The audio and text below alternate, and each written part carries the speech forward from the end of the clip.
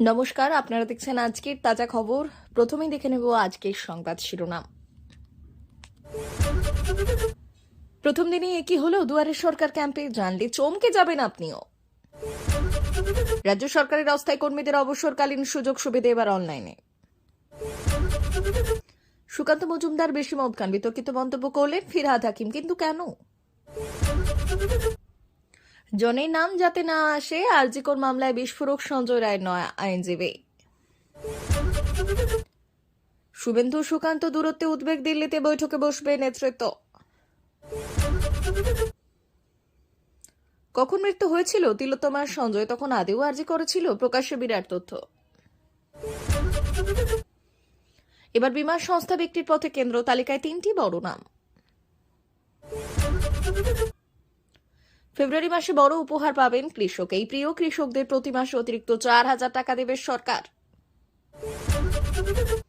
কেনা হচ্ছে mobile phone, আশাকর্মী anganwadi কর্মীদের জন্য বিরাট ঘোষণা মুখ্যমন্ত্রীর। আসছি বিস্তারিত খবরে। প্রথম দিনেই দুয়ারে সরকার ক্যাম্পে ব্যাপক সাড়া। শুক্রবার থেকে মোট 37টি সরকারি প্রকল্প নিয়ে রাজ্যে নবমবারের জন্য শুরু হয়েছে দুয়ারে সরকার। এই শিবিরগুলিতে অংশ নেন মোট 5,46,596 জন মানুষ। লক্ষ্মীর ভান্ডার, খাদ্যসাথী, স্বাস্থ্যসাথী, কন্যাশ্রী, রূপশ্রী, আধার কার্ড সংক্রান্ত কাজ, ভবিষ্যৎ ক্রেডিট কার্ড, বিদ্যুতের বিল সংক্রান্ত বিষয়ে বেশি সাড়া মিলেছে বলে খবর। এখনো পর্যন্ত 6,82,465টি দুয়ারে সরকার শিবিরের আয়োজন করা হয়েছে। জানা গেছে, নবম পর্বে মোট 1,06,036টি শিবিরের আয়োজন করার লক্ষ্যমাত্রা নিয়েছে সরকার। উপভোক্তাদের সচেতন বাড়াতে আমার কর্মদিশা প্রকল্প জনপ্রিয় করার উদ্যোগ নেওয়া হয়েছে সবকটি। খাদ্যসাথী, স্বাস্থ্যসাথী, জাতিগত শংসাপত্র, শিক্ষাশ্রী, তপশিলি বন্ধু এবং জয় জোহার, কন্যাশ্রী, রূপশ্রী, মানবিক, কৃষক বন্ধু, ঐক্যশ্রী, লক্ষ্মীর ভান্ডার, students credit card, bank account খোলা এবং সংযুক্তিকরণ, আধার কার্ড সংক্রান্ত যাবতীয় কাজ, কৃষি জমির মিউটেশন পরিষেবা যুক্ত করা হয়েছে।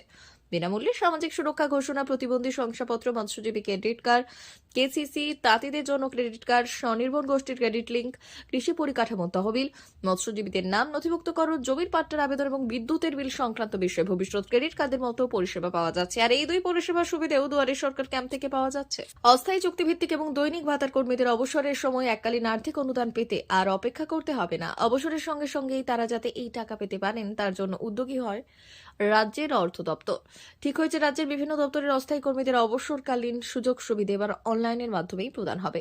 পুরো বিষয়টাকে ডিজিটাইজ করা হবে। সম্প্রতি অর্থ দপ্তর এই বিষয়ে একটি বিজ্ঞপ্তি প্রকাশ করেছে। সেখানে দপ্তর এবং জেলা প্রশাসনকে জানানো হয়েছে, এবার থেকে ডিরেক্টরেট ও তার সমতুল্য সংস্থাগুলি HRMS তার মাধ্যমে টার্মিনাল বেনিফিট পেতে অনলাইনে আবেদন করতে পারবে। ডিরেক্টরেটের অধীনস্থ সংস্থাগুলি ডিরেক্টরেটের কাছ থেকে অনুমোদন নিলেই চলবে। অর্থ দপ্তর বা নিজের দপ্তর থেকে অনুদান নিতে হবে না, ডিরেক্টরেট নিজেই এই অনুমোদন নিতে পারবেন। এর ফলে সময় বাঁচবে। উপভোক্তা যেদিন অবসর নেবেন সেদিনই এই অনুদান পেয়ে যাবেন। চুক্তিভিত্তিক অস্থায়ী এবং দৈনিক ভাতার কর্মীরা অবসরের সময় এখন এককালীন 5 লক্ষ টাকা আর্থিক অনুদান পান। মুখ্যমন্ত্রী মমতা বন্দ্যোপাধ্যায়ের উদ্যোগে এই সুবিধা পাচ্ছেন তারা। প্রথমে তারা 3 লক্ষ টাকা পেতেন, পরে মুখ্যমন্ত্রী তা বাড়িয়ে 5 লক্ষ করেন। রাত পোহালে আজ সাধারণতন্ত্র দিবস। তার আগেই সরগরম হয়ে উঠল রাজ্য রাজনীতি। একেবারে কেন্দ্রীয় মন্ত্রীকে নিশানা করে বসলেন রাজ্যের মন্ত্রী তথা কলকাতা পুরসভার মেয়র। এখানে কেন্দ্রীয় মন্ত্রী হচ্ছে সুকান্ত মজুমদার, আর রাজ্যের মন্ত্রী তথা কলকাতা পুরসভার মেয়র ফিরহাদ হাকিম, যিনি কেন্দ্রীয় মন্ত্রী তথা বিজেপির রাজ্য সভাপতিকে কার্যত মাতাল বলে উল্লেখ করেছেন।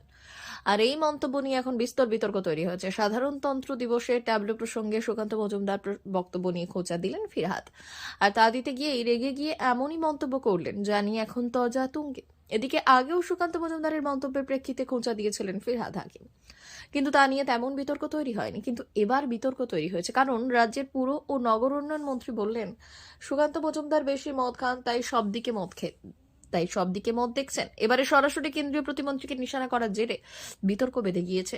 সুকান্ত মজুমদার রাজ্য সরকারের উদ্যোগগুলি নিয়ে কটাক্ষ করেছিলেন, তখন বলেছিলেন নতুন বোতলে পুরনো মদ। এই মন্তব্যের প্রেক্ষিতেই পাল্টা দিলেন ফিরহাদ। অন্যদিকে কদিন আগে ছেলেকে হিন্দু বানানোর নিদান এবং বাড়িতে অস্ত্র রাখার মতো মদ দেওয়ার বিতর্ক তুঙ্গে উঠেছিল। সুকান্ত মজুমদার বলেছিলেন, ছেলেদের ডাক্তার, ইঞ্জিনিয়ার যা বানানোর বানান, কিন্তু আগে ভালো হিন্দু বানান, যে নিজে ধর্মের প্রতি সমর্পিত হবে, আর বাড়িতে একটা করে ধারালো অস্ত্র রাখুন। নিজের ধর্ম সংস্কৃতি রক্ষা করতে না পারলে ডাক্তার, ব্যারিস্টার যাই হোক না কেন, বাস্তবে অন্য কোথাও যেতে হবে তাকে। ধর্ম রক্ষায় একজোট হতে হবে। এলাকার মন্দির তৈরি করুন। তারই পাল্টা ফিরহাদ হাকিমের বক্তব্য ছিল, প্রথমে আপনারা ভারতীয় তৈরি করুন, মানুষ তৈরি করুন। এই বার্তা আসে আসা উচিত। আমরা ভারতের মানুষ, বিশ্বাস করি সব ধর্ম সমান। আজিকর কাণ্ডে দোষী সাব্যস্ত সঞ্জয় রায়ের নয়া আইনজীবী হলেন যশ জালান এবং সেই দায়িত্ব পেয়ে বিস্ফোরক অভিযোগ করলেন যশ। তার দাবি, এই মামলায় 3 জনের নাম আসেই, আর এই নামগুলিকে আড়াল করতে রাজ্য সরকার সঞ্জয় রায়কে তড়িঘড়ি ফাঁসি দিতে চাইছে বলে অভিযোগ করলেন জালান। উল্লেখ্য, এখনো ওকালতায় সঞ্জয় সই করতে পারেননি, তবে হাইকোর্টে সিবিআই এবং রাজ্যের করা মামলায় দোষী হয়ে তিনি সওয়াল করেছেন, অনুমতি পেয়েছেন বলে দাবি করেছেন যশ। যশ জানিয়েছেন, নিম্ন আদালতে খুব দ্রুতই ট্রায়াল সম্পন্ন হয়েছে, আর এই মামলায় এমন 3 জন রয়েছেন যাদের ক্রস এক্সামিনেশন করা হয়নি, তাদের নামও উল্লেখ করা হয়নি, আর সেই নামগুলির সামনে আসা দরকার। সঞ্জয় রায়ের জন্য রাজ্যের তরফে ডিস্ট্রিক্ট লিগাল সার্ভিসেস অথরিটি নিয়োগ করা হয়। ডিএলএসএ তাদের নাম আনতে চায়নি, কারণ তারা রাজ্যের অধীনস্থ। এদিকে সংবাদ মাধ্যমের রিপোর্ট অনুযায়ী প্রেসিডেন্সি জেলে সঞ্জয় রায়ের সঙ্গে দুবার দেখা করতে গিয়েছিলেন যশ। তার অভিযোগ, জেল কর্তৃপক্ষ নাকি সঞ্জয়কে ওকালতনামায় সই করতে দেয়নি। তিনি আরো বলেছেন যে, আমার সামনেই সঞ্জয়কে সাদা কাগজে সই করতে বলে, আমি বাধা দিয়ে সঞ্জয়কেও বলি আইনজীবীর সঙ্গে কোনো কথা না বলে সাদা কাগজে সই করবেন না। নিজের পক্ষে প্রাইভেট ডিফেন্স কাউন্সিলকে দাঁড় করাতে চান সঞ্জয়, কিন্তু তার ওপর চাপ দেওয়া হচ্ছে যাতে লিগ্যাল এইডের সাহায্য নেওয়া হয়। জেল কর্তৃপক্ষ, রাজ্য সরকার তার ওপর চাপ দিচ্ছে। যশের বক্তব্য, শিয়ালদা আদালতের রায়ের বিরুদ্ধে কলকাতা হাইকোর্টে মামলা হয়েছে, সেখানে সঞ্জয় রায়কে পার্টি করা হয়েছে, আর এই আবহে সঞ্জয় রায় স্টেট লিগ্যাল এইডের ওকালতনামায় সই করেছেন বলে দাবি করেছেন জেল কর্তৃপক্ষ। যদিও সঞ্জয় নিজে বলেছেন এরকম কোনো ওকালতনামায় তিনি সই করেননি, আর এই আবহে আদালত আমায় অনুমতি দিয়েছে। বঙ্গ বিজেপির 2 প্রধান মুখ শুভেন্দু অধিকারী এবং সুকান্ত মজুমদারের মধ্যে দ্বন্দ্ব ক্রমশ তীব্র আকার নিচ্ছে। বিরোধী দলনেতা ও রাজ্য সভাপতির মধ্যে অনেকটাই দূরত্ব তৈরি হয়েছে। এটা নিয়ে বঙ্গ বিজেপির সাধারণ নেতাকর্মীদের মধ্যে চরম বিভ্রান্তি তৈরি হয়েছে। রাজ্যের 2 শীর্ষ নেতার মধ্যে বিভাজন তৈরি হওয়ায় সাধারণ কর্মীরা যে অস্বস্তি বোধ করছে সেটা উল্লেখ করে দলের সর্বভারতীয় সভাপতি জেপি নাড্ডাকে ইমেল করেছেন রাজ্য বিজেপির সংখ্যালঘু মোর্চার প্রাক্তন রাজ্য সহ সভাপতি শামসুর রহমান। কি কারণে হঠাৎ করে 2 শীর্ষ নেতার মধ্যে দূরত্ব সামনে আসছে তা নিয়ে চর্চা চলছে পদ্ম শিবিরে। রাজ্য দলের দায়িত্বপ্রাপ্ত বিজেপির কেন্দ্রীয় নেতাদেরও বিষয়টি নজরে এনেছে দলের একটি অংশ। এই মুহূর্তে দলের সাংগঠনিক নির্বাচন চলছে, ফেব্রুয়ারিতেই নয়া রাজ্য সভাপতির নাম ঘোষণা করতে পারে দিল্লি। ঠিক তার আগে শুভেন্দু ও সুকান্তর মধ্যে দূরত্ব তৈরি হওয়া নিয়ে নানান রাজনৈতিক জল্পনা সামনে আসছে। উল্লেখ্য, গত সোমবার সল্টলেকের এক হোটেলে বিশেষ সাংগঠনিক কর্মশালার আয়োজন করেছিল বিজেপি, যেখানে উপস্থিত ছিলেন না বিরোধী দলনেতা। শুভেন্দুকে নিয়ে সুকান্ত বলেছিলেন কমফোর্ট ফিল করেন না বলে দলের সাংগঠনিক বৈঠকে শুভেন্দু আসেন না। যদিও এ নিয়ে শুভেন্দু পাল্টা বলেছিলেন সুকান্ত কেন এই মন্তব্য করেছেন তা তিনি নিজেই বলতে পারবেন।